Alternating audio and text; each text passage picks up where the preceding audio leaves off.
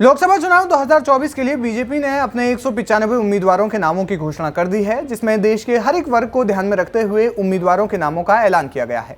इसके अलावा 34 मौजूदा सांसदों के टिकट भी कटे हैं। इस लिस्ट में हैदराबाद सीट पर भी टिकट दिया गया है। वो हैदराबाद सीट जिस पर AIMIM का कब्जा है और करीब 40 सालों से ओवैसी परिवार के पास की सीट है। साल 1984 में असदुद्दीन ओवैसी के पिता सुल्तान हैदराबाद सीट से सांसद बने थे। 2004 तक वे उस सीट पर सांसद रहे। वहीं 2004 से 2024 तक वर्तमान में उनके सुपुत्र असदुद्दीन ओवैसी सांसद हैं।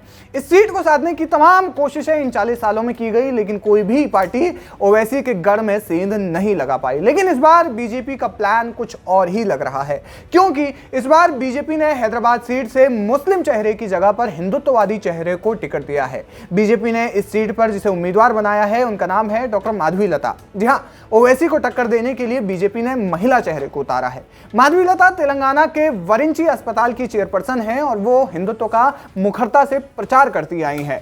अस्पताल की चेयरपर्सन होने के साथ ही वो सामाजिक कार्यों में भी एक्टिव रहती हैं। माधवी के हिंदू धर्म को लेकर दिए गए भाषण आज भी लोगों के बीच चर्चा का विषय बने रहते हैं। माधवी लोपामुद्रा चैरिटेबल ट्रस्ट और लतामा फाउंडेशन की भी प्रमुख है।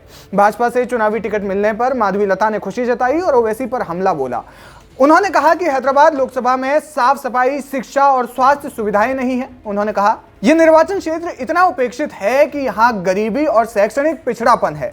हैदराबाद लोकसभा में कोई सफाई, शिक्षा या फिर स्वास्थ्य सुविधाएं नहीं है। मदरसों में बच्चों को खाना पीना नहीं मिल रहा है। मंदिरों और हिंदू घरों पर भी अवैध रूप से कब्जा किया जा रहा है। मुस्लिम बच्चे अशिक्षित हैं, बाल श्रम है। अपने उम्मीदवार के तौर पर चुने जाने पर उन्होंने कहा कि ऐसा लग रहा है कि जैसे 21 लाख वोटरों के आंसू की गूंज दिल्ली तक पहुंच गई है। उन लोगों को न्याय दिलवाने के लिए हमारे जितने भी बड़े भाई वहां बैठे हुए हैं, उन्होंने जंग का ऐलान कर दिया है। मुझे लगता है कि सही मायने में यहाँ के लोगों को न्याय मिलने वाला है। मेरे नाम की घोषणा होना ये सिर्फ मेरी जीत नहीं, बल्कि ये हमारे 21 लाख भाई बहनों जो कि पुराने शहर से हैं, उनकी है। माधवीलता को हिंदुत्ववादी चेहरे और एक समाज सेवी के रूप में जाना जाता है। देखना होगा कि माधवीलता ओवैसी को कितनी टक्कर दे पाती हैं और क्या हैदराबाद का इतिहास बदल सकता है या नहीं।